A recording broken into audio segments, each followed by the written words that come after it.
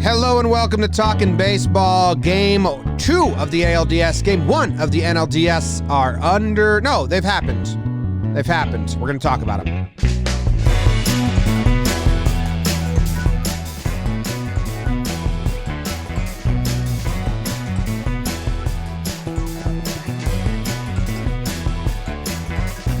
What's going on, everybody?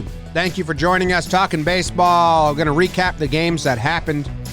Coming to you live from the Roosevelt Studios here in the Bronx. My name's Jimmy. Jake's over there. Trev's over there. Bug Dude in the corner. And this is Talkin' Baseball.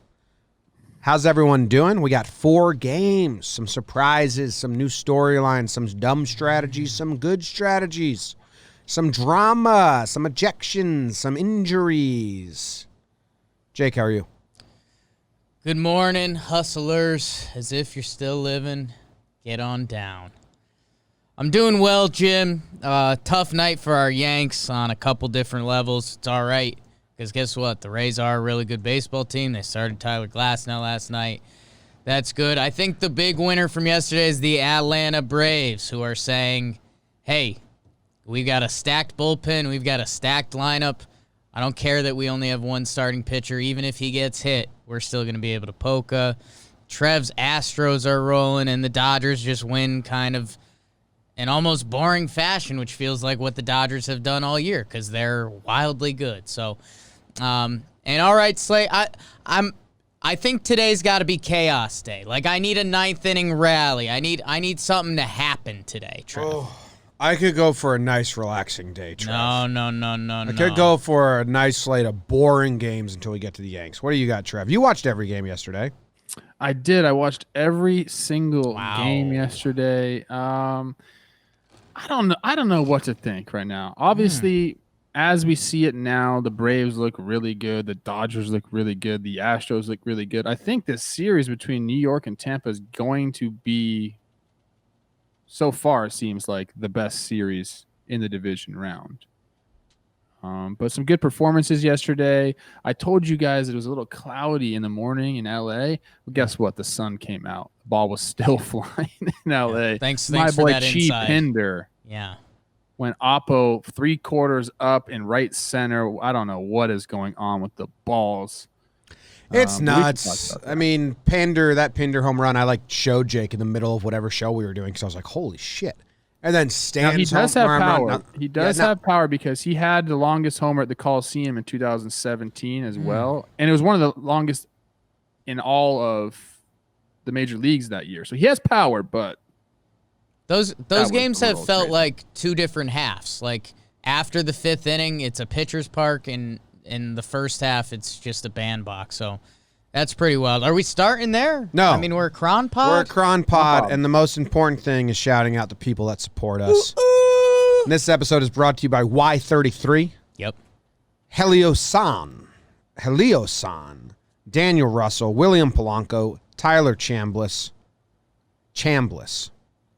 We always say the Yankees' name wrong. I used to say Chambliss. My dad said Cham, like ham. Chambliss. Mike Held, Joe Costa, Aaron Montes, Sung W. Yoon, Philip Cowan, and Jesse Rose Smith. Thank you very much for the support to our most newest patrons on Patreon. They get to watch live with us. We got some people in the chat. We got Chris Johnson. Chris Johnson's been in the live streams with us. Quentin Hubner, our local Astros fan. Evan Fleischig, Abe, hanging out. Everyone. Lou Ellen's in here. Jake's favorite, my favorite. So anyway, those are our patrons. But yes, we are a Cron Pod, and the first game of the day was the Braves facing off against the Miami Marlins. Alcantara versus Max Fried. We got 8 minutes on the clock to discuss this one. Trev, I want you to start. Wow. I was just getting the chat up, but you caught me right now. I watched this game. Huge. It was huge that I watched this game.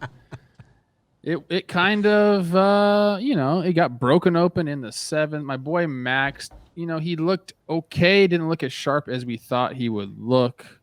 Got bit by a homer. But the Braves offense came to play. Where are you guys? There you are. Right here, baby. Braves offense came to play. Acuna going absolutely mammo and then getting hit again, which seems to be a a theme with these two teams. It doesn't matter what pitcher's on the hill, they want to attack Acuna up and in. He gets hit. I don't think it was intentional. I don't know about you guys. Freddie Freeman coming up. What did you think about that? I don't think it's intentionally unintentional. No, I don't think it's intentional at all. I think Alcantara would be really dumb. But I think Acuna has every right to be like, what the fuck? Yeah. It's 5 times. I hit a home run, and then you hit me. Fuck you guys. I think the pitching coach said, hey, throw inside, and if you miss in. And they've missed in 5 times this year, 6 times this year. Yeah. Urania's on purpose. Like, that's like its whole thing. But, yeah, I think, I think that changed everything. Acuna was fired up in the dugout. I mean, he was the story. If you were to watch and not know anything, you'd be like, that guy seems important. Just fired up in the dugout. The scoring on first after getting hit, there was no way he was stopping. I think there was no way he was stopping. That was fuck you base running, and it was beautiful. Dude, I love...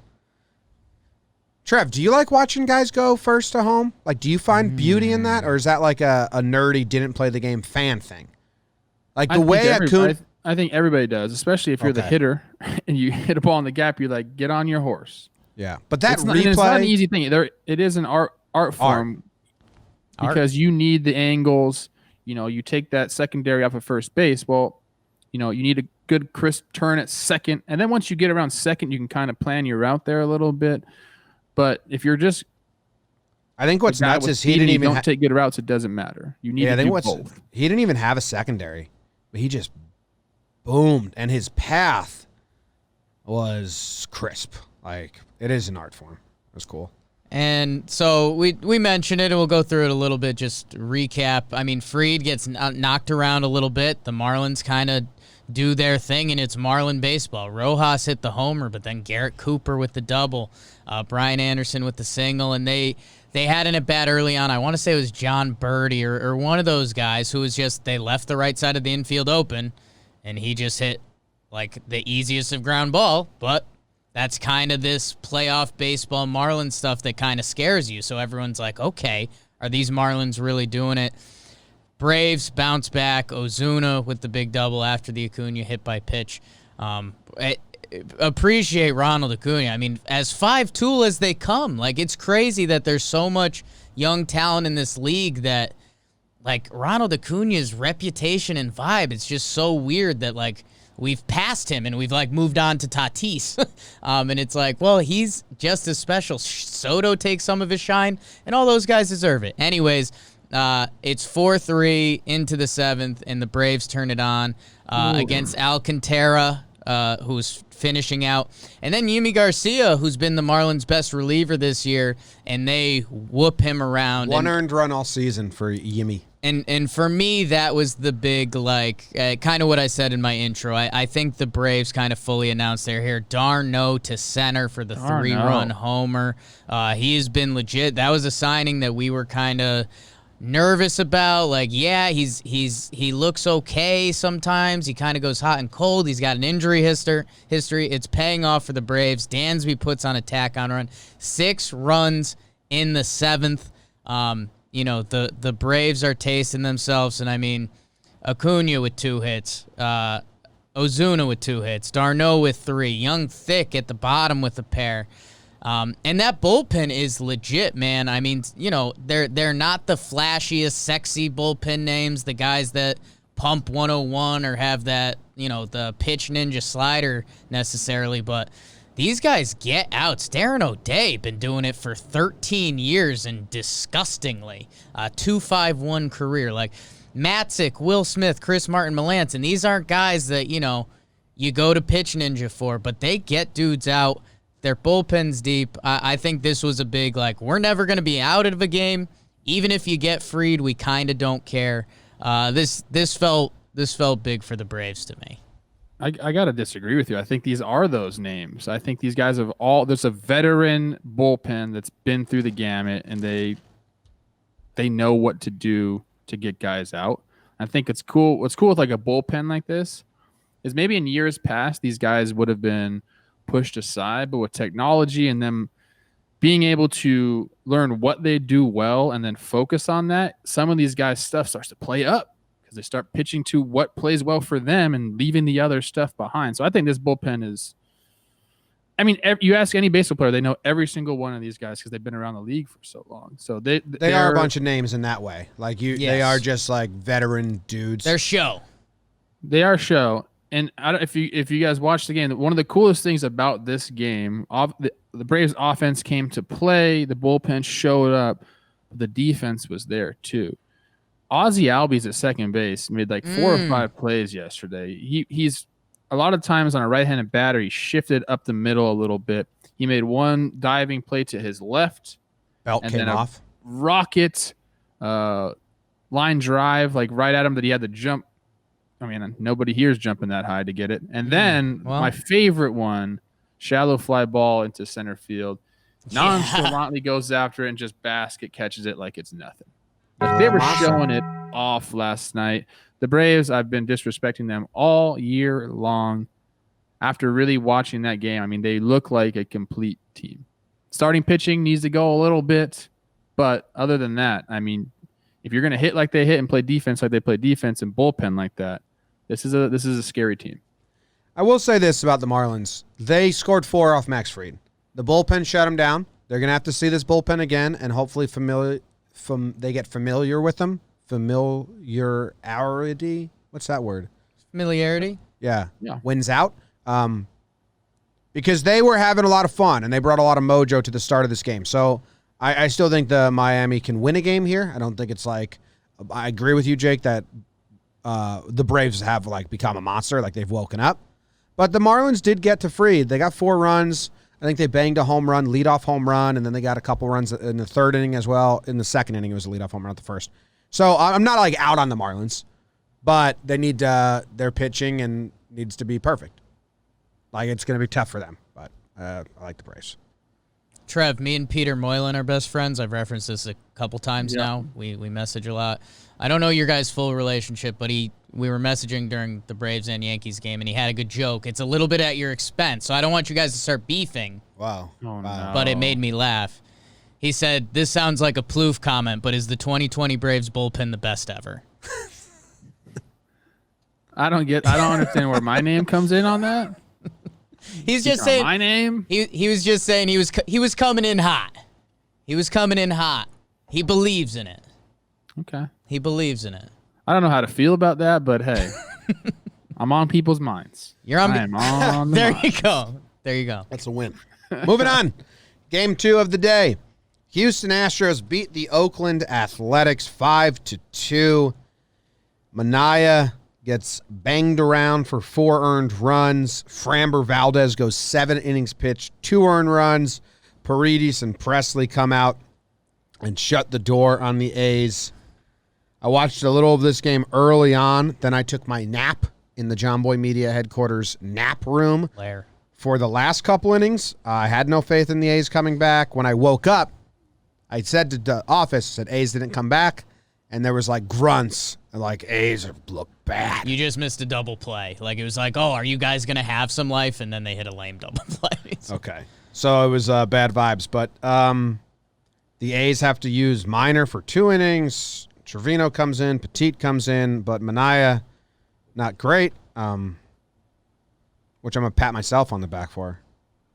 Just I don't think he's ever, like, whatever. I've never been like, got Manaea on the bump, A's are rolling today.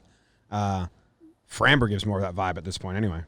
Jake, you watched a lot of this game. Trev, you watched every game. Trev watched every game. I watched every game. Which is big. What you got on this one, Trev? You're Astros. You get the start again. It's turned into a homer bowl there. I don't know how many runs have been scored outside of hitting home runs, but it can't be many. I mean, yesterday it was Springer with 2, Maldonado hit 1, Davis and Pinder on the other side, and the ball was just flying out of there. There was only 12 hits total in the game, but they were big hits. They were homers.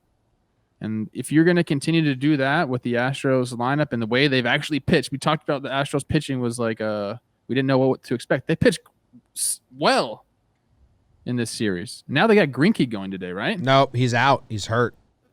Oh, what happened? We'll get to that for the Talkin. Okay, I thought pregame well that show changed coming a lot. Yeah. But if you're going to continue to hit homers and have runners on base when you hit those homers, which apparently that was Dusty's plan because I heard him say that we need to have some runners on before we hit those homers. Need a walk before the homer. Dusty. And that's what they did with Tucker and Correa in Game 1. Like, Good plan, Dusty. Way to Dusty go. has a continue plan. to do that. The A's offense better get hot quick. Because they don't look like they're they need Olsen to go. Without Olsen, without Chapman going, those are two big bats in their lineup. And like I said, Olsen, he hit the homer, but that's about it. From what I've seen, and Jake, you can confirm or the A's aren't playing with the vim and vigor that they said they were going to play with. They need their guy Laureano to step up. Matt Chapman is a significant thing, and while the A's were, Jake Lamb, remember how electric that was for a while? We haven't said his name in a little bit at all. At the same time, the A's started to have the formula here. Crush Davis hits another one, and it's like, okay, is this dude back in a threat? Because he can be kind of that guy. I think he's got the most barrels in the playoffs so far. Stats. And Manaea shuts him down the first 2 innings. So it's like, okay, let's get going. He comes up against the bottom of the lineup. He gets Gurriel, Reddick single, Maldonado, and here's George Springer. Missed strike call, home run. And then it's 2-1, and all of your good energy and your good juju is out, and now the bad guys are back and doing it. I don't know. Framber gets better as the game goes. His stuff shows that. They said it, and if you watched, and with this stadium and the way it's playing, you're playing two different ballparks. You're playing the first game, a night game at Petco, and you're playing the second half of the game is like at Coors Field. Or vice versa, excuse me. Yeah. So I don't know. The A's need a little magic. You guys might be mad at me in about a half hour. I'm not out on these A's. Maybe it's just blind being an idiot. I do think the Greinke news is impactful. What I do really like for Houston, Anoli Paredes comes out again, and if they want to do stuff this playoffs, they need someone else in the bullpen to step up with Presley, and they've made it pretty clear that he would be the guy, and he does it on back-to-back days. So I do think that's impactful. Along with George Springer, by the way, with his 2 home runs in this game, he's got 17 homers in 54 playoff games. That's a 51 homer place over $1.62 in the playoffs. Ball in your hand? Connecticut guy. Oh, I thought you were just shaking. If I'm the A's, I'm looking at their lineup from yesterday, and I know Matt Olson's been struggling, but they had him hitting 6th. In a homer bowl, I need all of my big dogs up at front. I think in Game 3, they know they got to score runs. Put your horses up the top of the order. Let them get their at bats and try to do what they do. Especially Davis now, he's been crushing the ball. Get him out of the 5 spot, put him in the 2 spot, put him in the 3 spot. Whatever you have to do, get your horses up there to score some runs. I don't like Olsen lengthening the lineup down in the 6 hole. I don't want that. I want to give him confidence, put him back where he belongs, up there in the meat of the order, and let him go off. Because that he got you there, or he's the guy for you, one of your guys. Like, let him be your guy. Bomel is your guy, Trev. Do you think he shakes up the lineup today? He's got to. Okay. He's got to, because this didn't work. Yeah. 2 runs on 6 hits didn't work. As much as I love Tommy LaStella, let's get our boppers up there. I like that. All right. Game 3 of the day is Yankees-Rays. This is an interesting one. I watched this game. I watched this game. And before we get to Yankees-Rays, let me tell you a little bit about DraftKings. Week 4 football's in the books, and now it's time to review the tape and get ready for Week 5. There's no better place to get in on all of the action than with DraftKings Sportsbook, America's top-rated sportsbook app. To add to the excitement of Week 5, DraftKings Sportsbook is bringing back their can't-miss offer. If you haven't tried DraftKings Sportsbook yet, head to the App Store now because you don't want to miss this. DraftKings Sportsbook is giving all new users the chance to review. Why did I say that? Chance to receive a sign-up bonus up to $1,000. On top of that great sign-up offer, DraftKings offers great boosts every Sunday to help you make it rain. Don't worry if football isn't for you. DraftKings is giving all you basketball fans a 200% profit boost on any basketball market once you sign up. DraftKings is safe, reliable, and secure. making it easy for you to deposit and withdraw your money at your convenience. Download the top-rated DraftKings Sportsbook app now and use promo code Jomboy when you sign up and get $1,000. That's Jomboy. That's code Jomboy to get a sign-up bonus up to $1,000 for a limited time, only at DraftKings Sportsbook. Must be 21 or older, New Jersey only. Bonus comprised of a first deposit bonus and a first bet match, each up to $500. Deposit bonus requires 25 times playthrough. Restrictions apply. See DraftKings.com/sportsbook for details. Gambling problem, call 1-800-GAMBLER. All right. Really messed up they changed up that last line on it. That was like kind of your money line. The red text? You were into that. Yeah, the restrictions apply 18 and up, and now that they've changed the that, red it's text, like, come on, the red text blows now. Um, it's a lot of stuff. Trev, your Yankees, you watch this game. We're just two whiny, hot Yankee fans that people follow because of our looks. You bat leadoff and tell us what's up. You're the leadoff guy today. I'll talk about the Yankees because you guys don't need to talk about them. You guys can talk about the Rays. I said they needed to score 5-6 runs a game to win in this series. They scored 5 and they ended up just giving up too many. Giancarlo Stanton looks like a man on a mission. The first homer, great. The second homer. Now, as a guy that's been in the second deck at Petco before the balls were juiced, let me tell you something. Where he hit that ball last night, balls are not supposed to go there. They're not supposed to go there. No. Like, that was the perfect swing, pitch, velocity, everything you could do right there. That's as good as you can hit a ball, and that was, to use a James Shields term, Big Game James, majestic. But in the end, it wasn't enough. The Rays were doing what the Rays do. They're pesky. They can hit homers too. They can pitch. The bullpen came in. I thought what was really interesting, and I'll kick it to you guys. Can you see that? I can't. That's great. It's a big home run. It was a big home run. And they said it went 470 or something. Get the fuck out of here. That ball went 600 feet. Yeah, I think they said 458, and everyone was like, no. Statcast is Santa Claus. A lie. Is Santa a lie? Sorry if we have any. It's a heavy convo for another time. It's not a lie. It's just a guesstimate. It's a 10 p.m. conversation. I want to talk about. We'll get into a little bit about the Yankees trying to be the Rays, but the Rays were the Rays last night. Last night in the ninth Yankees, inning. the Rays were the Yankees.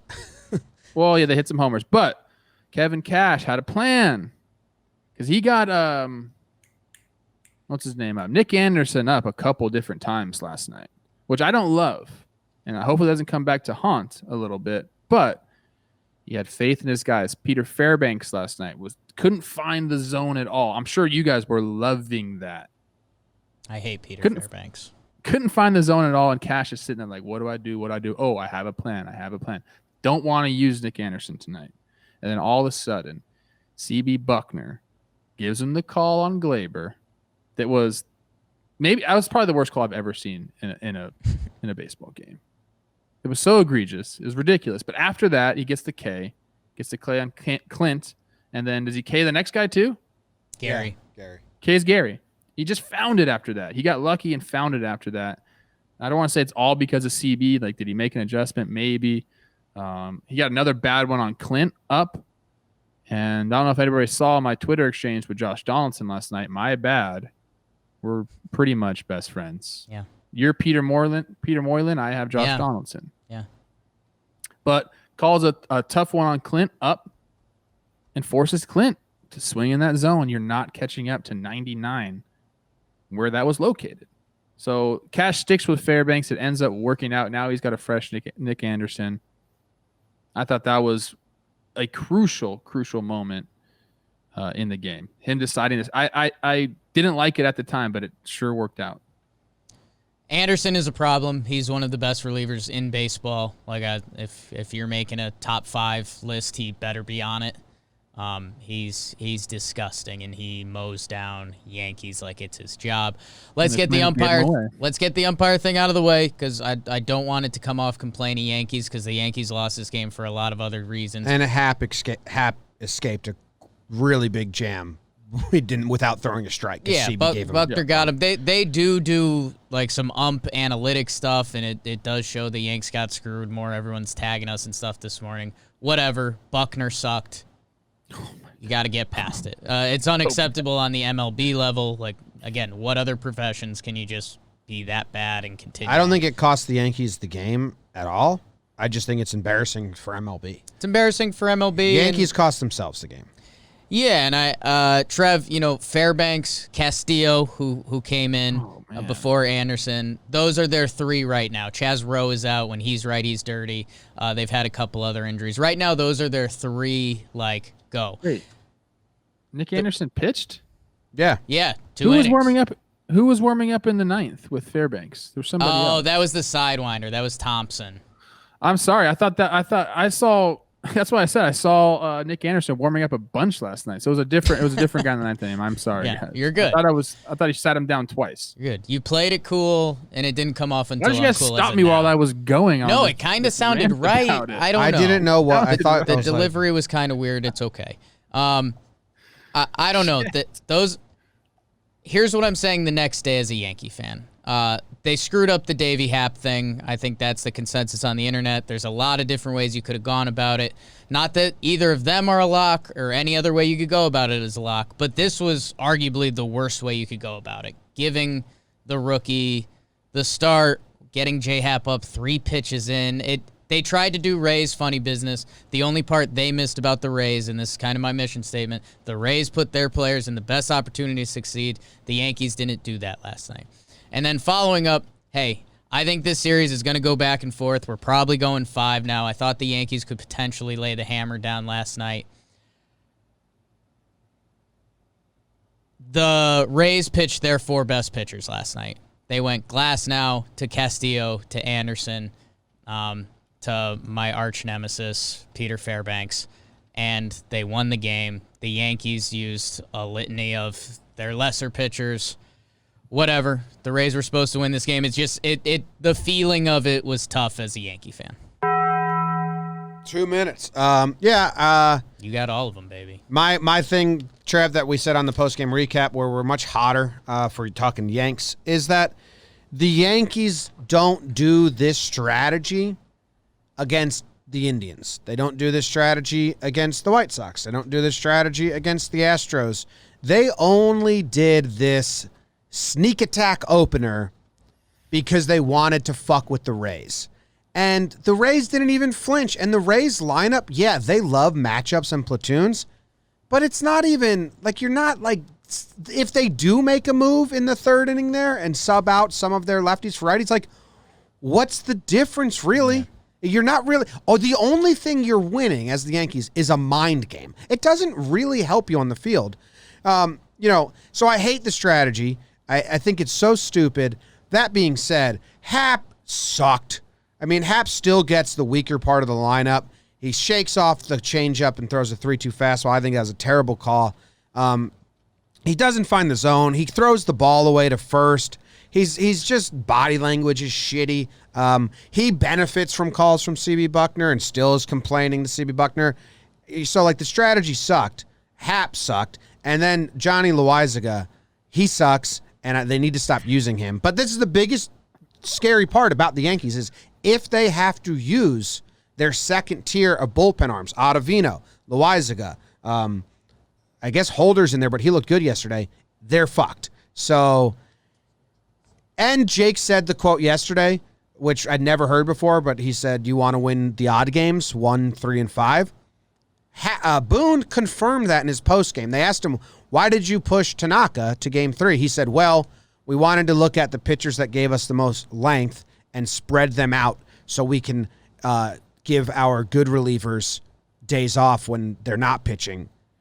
So they care about games 1, 3, and 5. Like Jake's saying, game 4, we may see all the slot back-end pitches again. It's very odd. Credit to Glasnow, halfway? No, fuck that. Glasnow went 5 innings, pitched 4 earned runs, and people are acting like it was an amazing start. If Garrett Cole did that and G-Man Choi hit a solo home run and then a 3-run shot off him, everyone would be giving Garrett Cole a ton of shit for how bad of a start it is. So I don't understand why Glasnow is getting so much love. He's nasty. Nastiest pitcher in baseball. in my opinion, on record. Bad outing from him, not what you want from your ace. Their bullpen's scary. I think I could still go pick his pitches if I wanted to. When I watch him pitch, I'm like, I think I could pick something up. I didn't. It's hard to do it when you're watching the broadcast because they don't show like him winding up and getting set every time. You know, they're going back and forth through shots. But if I had the straight shot on him, I swear I could pick some stuff up from him. I don't know. He's got to get a third pitch, man. Like he might he might have the best starting pitcher fastball and he might have the best starting pitcher curveball, but it's still 2 pitches and Giancarlo Stanton deposited a couple. I have faced him, and that's the thing about a guy like that with 2 pitches. I always give me a 2-pitch guy. I don't care how nasty they are, especially him. So he's got the fastball and the big curve. Fastball, got to get down. You just look in that zone down. Even if it's down, you still want to swing at it because it's going to come up. Yeah. Curveball, you look up. It's going to come up anyway. I feel like on those guys, you could just sit heater and adjust to the curveball. That's a common statement that doesn't really work usually, but with a 2-pitch pitcher that has that kind of low rising fastball and you want to avoid the top of the zone anyway, and then the pop-up curve, you can do that. But he's nasty. People don't hit him, but I think you can really have a good approach, and I think Stanton sees him well because of that. Yeah, and the Yankees had some black holes. Gary, obviously, DJ for a little bit. Judge had a really, really bad game. Every at-bat sucked. But, hey, it's a 3-game set now. Cole maybe can go again. Glass now is done. He can't pitch again in this series. Maybe a bullpen appearance in the Game 5, but I think that's kind of all. It's Tanaka and Morton. We'll get into the rest of that going. It's a shit show rest of the way. Yanks won the Cole game. Rays won the Glasnow game. The way we got there felt a little uneasy as Yankee fans, but whatever. Going to be a big one. Coming up on Talk Baseball pregame show after this. But first, next game, San Diego Padres versus the Los Angeles Dodgers at Globe Life Field, which is kind of the biggest storyline coming from this game. Clevenger can't get out of the first inning. He comes out. You hope that this didn't really injure him more or set him back for next season. I'm hoping they calculated that, and it was like, well, let's try to get you back on the mound. If things go awry, it can't damage it further, because that would suck for him. And credit to Clev for trying to pitch through it and get back on the mound. It's a shitty situation because the Padres have to burn. How many relief pitchers did the Padres use? I looked at this the other day and I was like, what? It looks like their lineup. 8? So 9 pitchers in total, yeah. 9 pitchers in total. I was scrolling through and looking at the lineup, and I was like, where's the fucking pitching box score? And I was like, oh, that is it. 9 pitchers. Yeah. Crazy for the Padres. The game was close for a little bit. The Padres are going to regret. I believe they had the bases loaded, 1 out, and didn't do anything early on Buehler. He just buckled down and struck out the next 2 guys. That's probably a game-changing miss by the Padres there. But I think the story is that the Globe Life doesn't allow home runs. The Dodgers have to play every single remaining game in the playoffs there, and they're a big, big, big home run team. They still get the win today. It's going to be a weird World Series because a lot of balls, they hit a couple last night. Max Muncy included towards the end of the game. Pollock had one. AJ Pollock. And what's funny, oh yeah, your guy. What's funny is they've developed this thing. Every team's got a thing. The Yankees are doing, I think this is like a big dick thing. What is that? Yeah.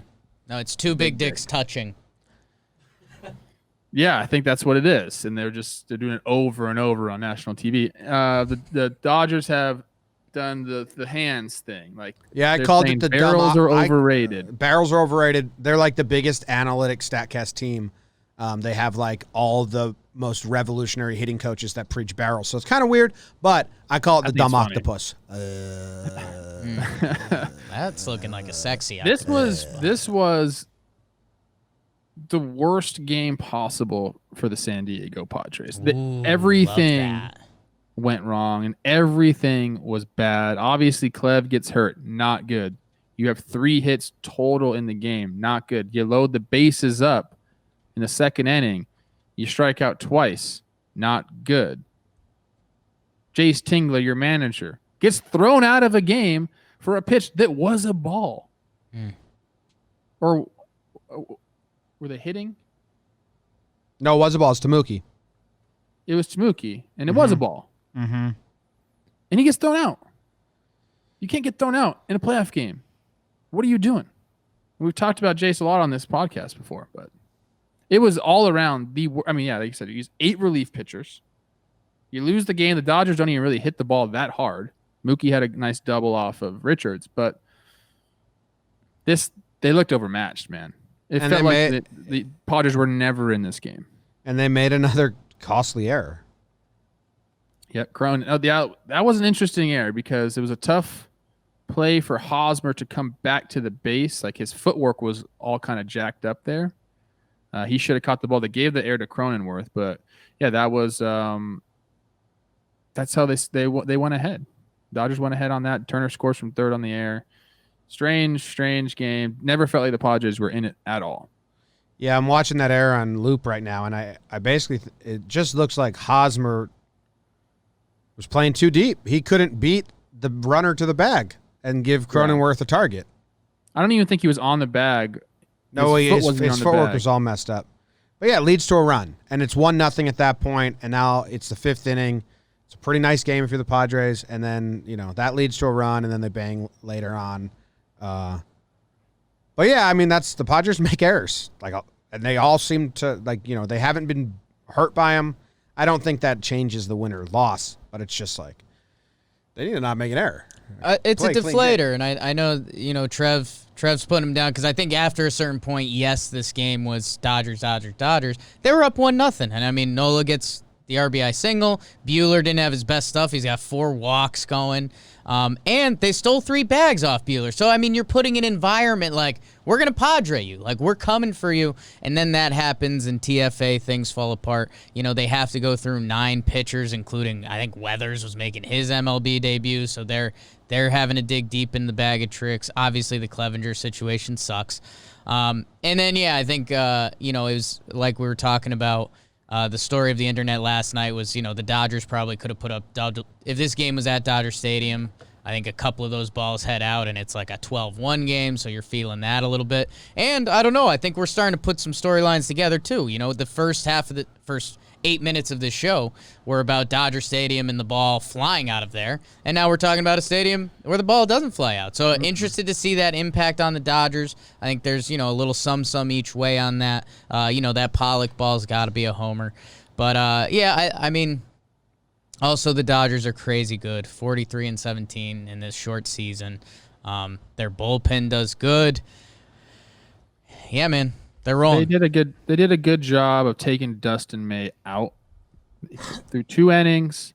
They could have just left him in there and let him ride, get length out of him there. But I think Dave Roberts is like, this guy looks so good. Maybe we should start him a game.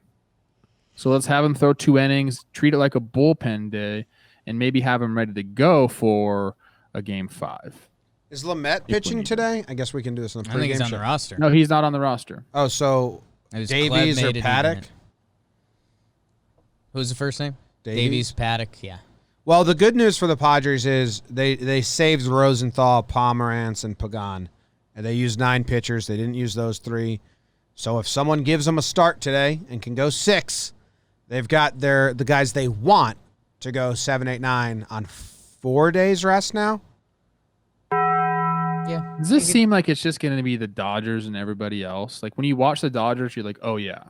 Like they were one of the best teams in the league, and then they added Mookie Betts. This was what I was kind of alluding to before. I think the Braves made it known like yesterday that if they face the Dodgers, they'll make it a fun series. But it's the Dodgers and then kind of everyone else, man.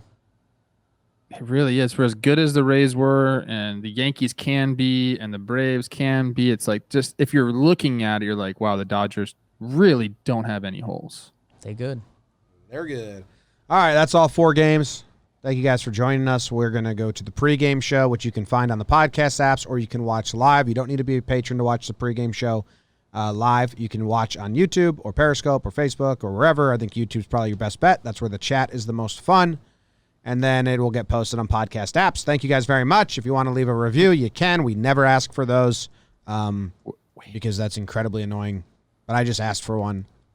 Yeah, let's review our shit. Come on. I don't care. I don't. It's a World Series thing. It's a World Series thing. Wait till the end of the postseason. We don't need to raise. We're the Yankees. Like we can save it for the World Series. Can I make one last point? I forgot to make this on the Yes. Yeah. Parting point for you. Trevor's Walker parting Buehler. point. They were talking. Walker Buehler. Hold on. We gotta play the Hold on. We need to play the Trevor's. Plouffe's parting point. Trevor's parting point sound effect. We call it Plouffe's parting point. I like the P's. Yeah. Okay, but I don't. My soundbite didn't work for that. Okay. Plouffe's parting point. Here it is. Oh yeah. Yep. Here we go. Do I talk while the music's going? Yep. Walker Buehler has a blister. Everybody knows that. Yep. What he's been doing on his bullpen days is, and that's where pitchers get their feel. That's the only time they can practice, bullpen days. They've had that thing extremely covered up. So he's not having the feel on the tips of his fingers like he needs to. That's why we're seeing him get into the game and maybe miss with some pitches, not have that exact feel for everything. He walked 4 yesterday. That's something to watch because they have to get that thing taken care of. And to take care of it, you got to keep it covered. And then it seems like on his start day, they're taking it off. That's something to watch for. He looked good last night, but maybe not as sharp with his breaking stuff as he wanted to be, and is not didn't have the control that Walker typically does. Watch for that. How do they not have like a blister remedy yet? Well, they do. I think it's either pickle juice or piss. Which one would you use, Trev? They do all sorts of crap for it. They do the glue. They glue the shit out of people's fingers. Yeah, like a drummer. It's a tough thing. And I don't know who was on the broadcast tonight. Was it Smoltz? Smoltz was the nightcap. Yeah. I don't know. He was talking like, it seems like a little injury. Like, oh, he's got a little blister. But your fingers are the main thing for a pitcher. I mean, that's where you get all of your feel for. So this is a big story. If Walker gets that blister and it gets worse, he's gonna have to probably not pitch. All right. Thanks, Trevor. Thanks. Plouffe's parting point. See you guys.